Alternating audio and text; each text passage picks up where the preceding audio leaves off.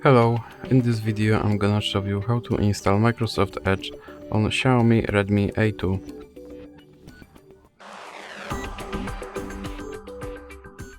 So you have to start with opening Google Play Store and now click on search bar and enter Edge. Now click search and now click install. Now you can click on open.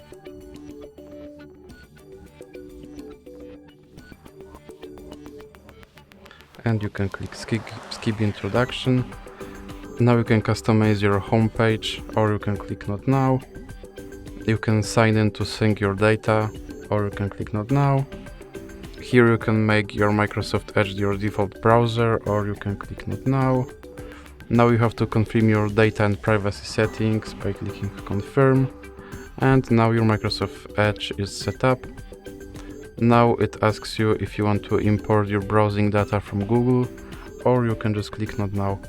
And that's it for this video. If you liked it, please remember to leave a like and subscribe.